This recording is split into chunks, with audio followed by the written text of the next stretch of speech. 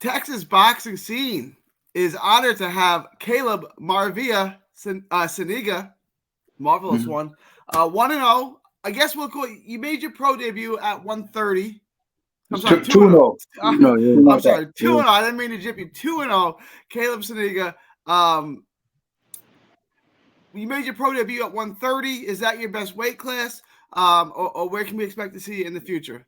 Yeah, that's my best weight class. I'm comfortable at that weight. No, eventually I'll start moving up once I start getting thicker, start growing to my man's body. But yeah, I'm gonna stay for 130 probably for the rest of this year. So you got news coming up September 1st. What do you got going on and where? So September 1st, I'm gonna be fighting in San Antonio in Texas, my home state. It's gonna be on a Friday, September 1st, and if you're in the local, just come out. It's going to be at the Smoke Sky Bar in San Antonio. It's a sight to see. We went there for the first time when Caleb was in camp at RGBA. I met with Robert. Yeah, that place, man, it was the scenery, the vibe, everything. It was perfect for Friday night fights. It's like that old throwback to where you went and you know you're going to have a good time. It's one of those so yeah, he's going to be there September 1st. We're trying to get some matches done, but we're going to make it happen. You've been staying busy. You turned pro in April. September 1st will be your third fight. Right, will this also be at 130? Are you gonna be at 130 ish for this fight? Yeah, I'll be fine at 130 for this fight too. Obviously you're off to a sensational start. We're gonna get to your pro debut in just a minute. Is there a plan? I mean, you're just 18, but is there a plan by 2021? I want to be fighting elite level fighters, and by 22, 23, I want to be fighting for world titles. Or is there a plan or a blueprint, or what's kind of your mindset going into the future? So yeah, I definitely want to grow my record too. Like around the ages 20 to 25, that's definitely when I'm gonna start going for world title shots. Maybe just to contenders, or just ranked fighters at the different belts. Just whatever I could get. The plan that Robert, because he doesn't know too much about this, because he just wants to fight.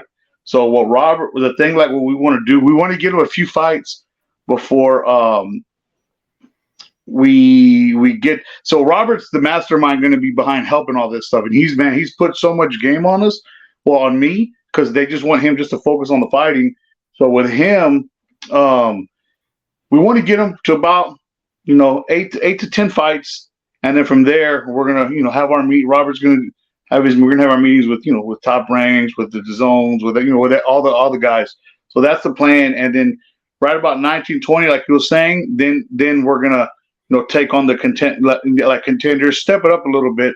So about 22, 23ish, we're ready for the big stage, the bigger stages. He just turned pro in April. So this will be his third fight. Is there a plan on 4? Do you think you can get 5 for the year, or how many fights do you think you can get in before the end of 2023? I'm trying to get 5 before the end runs out. So about 2 more after this one. That'll put you at 5-0.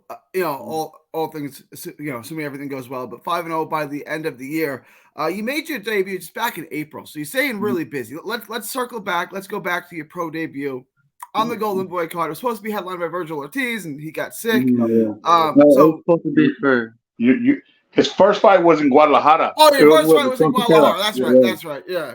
I'm sorry. Your first fight in America, in the States, in Texas, was supposed to be. You're right. You fought in Mexico. Then you fight on the Golden Boy card, a big card, big venue. Virgil Ortiz was supposed to headline it. He fell out. And you got Zepeda headlining in what was a really fun fight. But what was that like, having that kind of crowd there, that early in your career? No, it was definitely a learning experience for me. It was getting me used to the spotlight for sure. Just having the crowds focus on me, the cameras around, and just having that experience like at such young career is definitely going to help me in the future for sure. It was really impressive because you fought a guy, Carlos Arroyo, not the best record in the world, but he had almost 30 pro fights. I think he had 28 pro fights at that point. Yeah. Usually someone 1-0 who's 18 years old, they give you someone who's 1-2, 0-3, right? You got a guy with 30 pro fights. Did you know that you were getting a guy with that much experience, and like, what was your initial thought when you saw I'm fighting a guy with 30 fights? No, I knew he was having a good record, or not a good record, but a veteran record. But I was ready. I wasn't scared, or I wasn't intimidated by it. I was ready. This is what I came for, so this is what I get ready for.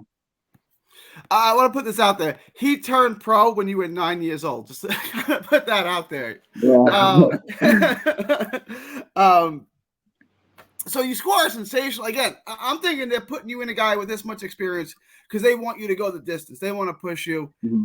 They want to see what you got over 4 hard-fought rounds. You blow them out in the first round. What's that like? Well, first, walk us through it. Walk us through the knockout, and then tell us, what that experience is like.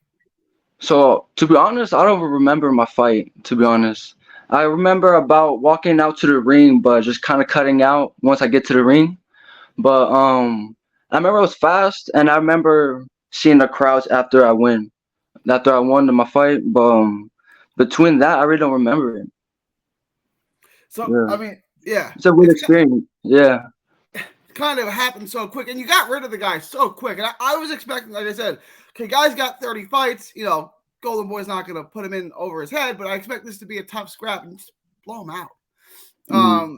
Is that something we can expect to see from you in the future? A lot of quick knockouts, you think, early on in your career? Get a lot of, first round, second round knockouts? I mean, if it comes to it, then expect it, but I'm not looking for the knockouts when I fight. If it happens, it happens. I'm real patient with it. I don't want to rush everything and get caught by a dumb shot. But yeah, if it happens, it happens. So, like I said, 2-0. You're back September 1st. But let's go back before that. You turned pro really early, 18. Talk a little bit about your amateur career and your amateur success, because you did have a pretty deep amateur background. Yeah, so I started at the youngest age you can start, which is 8. But I've been training for it since I was about 4 years old. But I competed from 8 years old to 17 years old. And then I have over 100 amateur fights. I've been nationally ranked since I was not 10 years old. No, 10 years old, I was ranked. Ever since then, just had my name known for a little bit. So it was good, a little hype when I turned pro for sure. Yeah, no, it was definitely something we were looking forward to seeing. Now, you live in the Austin area. Is that? Ooh, lost. Okay, he's back. You grew up. You're in the Austin area now. Is that where you grew up? Did you grow up in the Austin area? Yeah, I grew up in the Austin area. We actually moved out to a little town called Manor. It's not too far from Austin, but yeah, I've been here my whole life. Austin, there's been some good fighters in the past. James Kirkland, Casey Ramos, Curtis Colvin, Travell Maison. Unfortunately, we lost him tragically, but none of them have gotten to a world title. Mm-hmm. What would it be like to be the first fighter from Austin to be called the world champion? That would just be a blessing. I love to be the first at stuff, and that would definitely be, put my name on the Austin history. That would be something that I'm looking forward to do. I was going back, and I know there's been good fighters from that era. I was surprised to see there was no world champs. There's never been a world champ from Austin. So Caleb Suniga can be the first. Now, you're in the right camp for that, right? Mm-hmm. Robert Garcia, Breeds World Champions, right? I mean, you said, we talked off air, you worked, in camp, you're in there with Jesse and Bam and, obviously Mikey Garcia, and he's trained Marcos Maidana and Margaret. Mm-hmm. Too many world champions to even name. How did you get connected with Robert Garcia? And I know you met with him before, and how's that going? So I actually was in the Robert Garcia Academy from San Antonio, though, the San Antonio team. And I was in there whenever I was in amateurs from like the age 12 to 14. I was in that team. And then we did our own thing, but we liked how the vibe was there. So we just went back to our roots, And it's obviously a great fit. I mean, Robert Garcia is, generally regarded as one or two of the best trainers in the world. So, you're in the right camp. How valuable is that knowledge, having Robert Garcia working with you and being in his camp, with, like I said, some of the best fighters in the world, like Bam Rodriguez? I'm really lucky to have the opportunity to have him in my corner for sure, but also the knowledge he has and just training with all the other champions and all the other competitors in the gym. it's definitely making me level up whenever I'm training and just working hard. I wanted to ask you, right? Because I got to speak to Bam last week in San Antonio. He's back in the gym. How's he looking? Any after effects from the broken jaw? I wasn't in camp whenever he showed up. I was with his brother Josh before he retired. But yeah, I haven't seen him yet. But by tomorrow, I'm gonna be there, so I'll tell you how it is if we ever meet up again. So you're heading out there tomorrow. You're heading out to tomorrow. LA tomorrow. Yeah. So you'll be there about a month and a half, about 6-week camp, getting ready for this fight. Yeah. Again, back to September 1st, San Antonio, close to your home, closer than Dallas. Expecting to have a big crowd there. They're going to be a big Maravilla cheering section. Yeah, for sure. We're having a good crowd this time. It's definitely close to home, and we're already getting messages for when the tickets are selling. So we'll have people waiting to buy. So tell everyone, can they get tickets from you, or if they want to come support, how do they get tickets?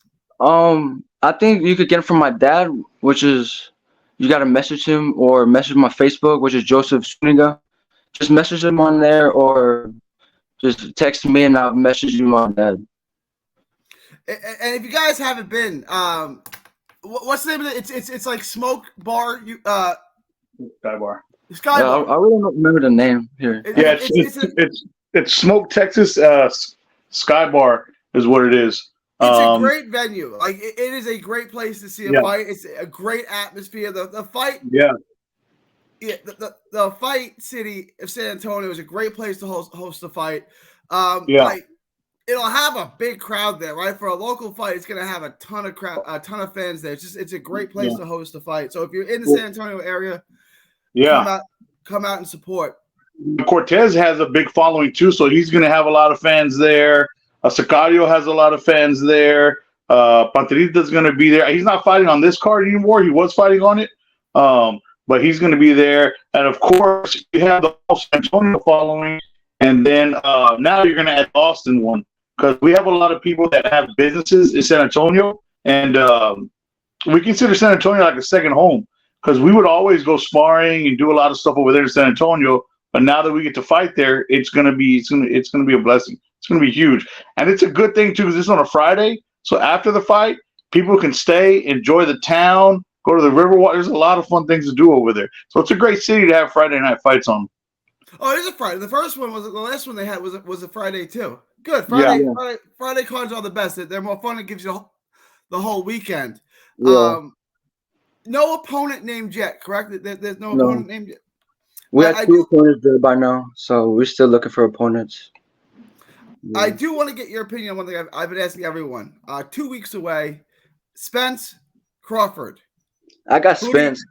I got Spence for sure. It's a Texas boy. I got to stay with my Texas roots, my Texas team, you know.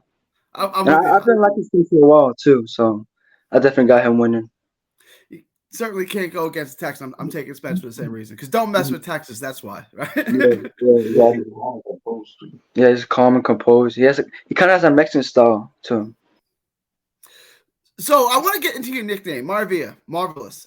Who gave you that nickname? It's obviously fitting if anyone's seen you fight, but where did it come from and who started it? Who gave you that nickname? So I actually when I was younger, I liked my favorite boxer was Sergio Martinez, which is Maravilla Martinez. So I kind of took the name, but then people started saying it fit me, and it actually means wonder in Spanish. It's not marvelous. Oh, for real? Yeah, okay. Yeah. See, my Spanish is not so good. Okay. Yeah, but yeah, I just stuck with it, and it just sounds good too. You know, it has a little ring to it. And it's fitting to your style. Looking forward to seeing you back in the ring September 1st. Any predictions? Any thoughts? I mean, what can we expect from you on September? For those who haven't seen it, you only have 2 pro fights. How would you describe your style in the ring? I'll say I'm more of a pressure fighter, but a smart pressure fighter. I'm right there, but not there to get hit. Kind of, I'm there to get known. Some will say I'm a power puncher, but I'm just fast. You know, I go for more of the speed. I saw your fight in Dallas and Arlington. I would say you're a power puncher. You got rid of a veteran of 30 pro fights rather quickly. Yeah, your speed is mesmerizing, but there's power behind that too. you look at the 130-pound landscape, right? It's a pretty good division. Is there anyone in particular you want? Is there anyone in that division that you kind of have your eyes set on down the road? No, not really. I don't think I would be lasting or staying in this weight division for too long to be calling people out. But definitely in the future, I'll be looking to see who are the contenders or better competition for me to fight. So you think ultimately your future is going to be, when you're the big money fights, the big fights down the road, going to be at 35, lightweight? Maybe a little bit more, like 40 or 47. Right now, I'm just getting fights as I can. And we're looking forward to seeing it. Now, how's camp going? I guess you don't start really till Monday, but is making 130 a problem, or can you still make that comfortably? Because you're talking. I'm just asking because you're talking about moving up. It's making 130. I can make weight comfortably, but I know I'm gonna start growing eventually because I still got a little body frame. I feel like I'm starting getting thicker and more muscular. I just feel like it'll be a little bit more of a challenge to make weight by then. So that's when I'll start making some moving weights. Just depending how fast I grow. And we're looking forward to seeing the maturation. We're looking to see, how your career progresses and how you move up in weight. Because, like I said, from the first fight I did see of you, sky's the limit. I can't wait to see more.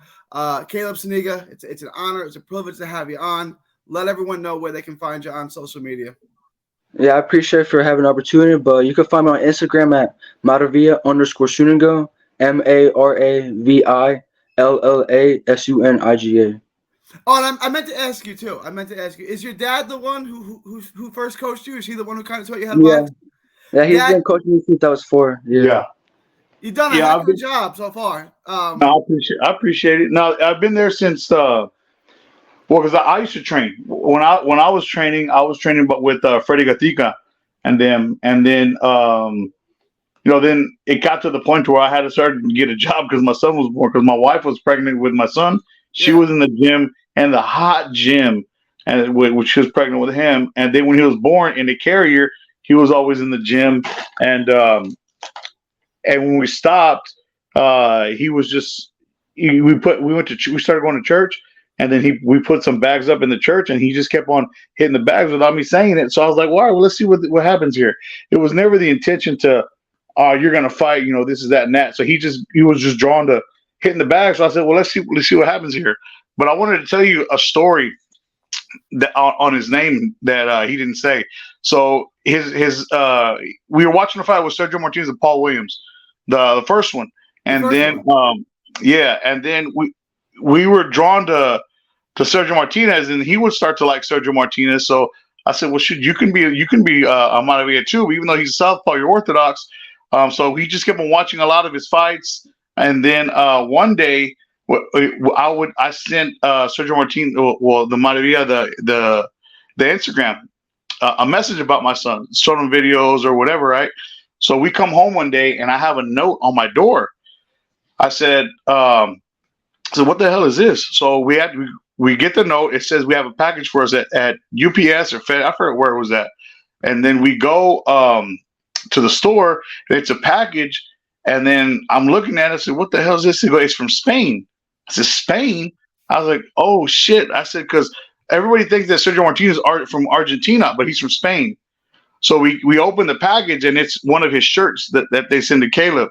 So Maravilla. So when they started recognizing him as, Maravilla, that's when he started to really own the name. Because like Sergio's style, he's letting his hands go. Yeah, he's real fan friendly. He's gonna he's gonna let you know that he's right there. And when you fight him, you're in a fight. So that's the style that he's had. He's always had that style. He's not one for calling people out or anything. He's more for like people calling him out, because since he doesn't talk too much, he's more calm, relaxed, and kind of like to himself, like really, really humble. I guess people, they just want to call him out, and then when the fight happens, he definitely gets people's respect. And I think that's a good thing about Sergio Martinez, because I've never heard him talk that much crap or anything like that. So that's another reason. Yeah, that he must have been younger. That must have been 12, the reason I remember this is Yeah. I had to cancel my first date with my now wife. I was living in New York, Yeah. and I had a date scheduled with my wife, but this was the same weekend that Sergio was fighting Kelly Pavlik in Atlantic City, and my friend's like, "We're going to this fight," and I was like, "Well, I got to cancel the date with my wife." Turns out, years later we got married, but I had to cancel my first date with her to go see Sergio fight Kelly Pavlik in Atlantic City. But he must have been a little guy. I mean, that had to be 13, 14 years ago, right? Yeah, he was very young, but he was always drawn to him. He'd sit down and watch him as a little kid. And then, not only that, recently, Eli Segback, because he was doing a camp over there with Manny Robles' gym. They have a great camp there too. With Manny Robles, Trita, and all them great people. And then he was having a camp there, and then Eli was saying, "Hey, there's 3 Calebs in boxing: Caleb Truax, Caleb Plant, and then and him, Caleb Suniga." And then after that, Caleb Truax sent a message saying, "Hey, good luck to him. This is that and that," and then just kind of wishing him well, and he was watching him too on the basically becoming a world champion. And he was in camp, and then who's Caleb Plant fighting? Was it Canelo? No, he wasn't fighting. Caleb Plant was fighting somebody, and then he was in camp when Caleb Plant was there too. So it's a lot of good things that he's been around and seen big names. But he went to California by himself at 16. So for a camp house to be there too, and that's one thing that I noticed as a coach. And I'm not the type to where I know it all, because I know that I need to get him around people that are on that top level to where he can elevate his level too. So that's why he would go to California a lot. So I would connect with a lot of people from Cali, even with I don't know if you know who Steven Novato is. I would communicate with his dad too, and everything, and then I would let them know too where Caleb would be at. But he went to camp with Manny Robles. We were also there with Hector Lopez. The great camps there too. They would go to RGB a lot as well.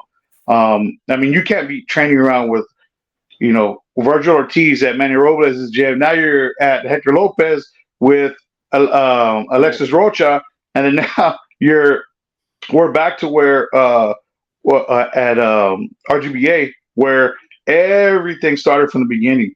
So now we're back there, and you're with multiple world champions. So now it's like it gets better and better and better. So we're home now.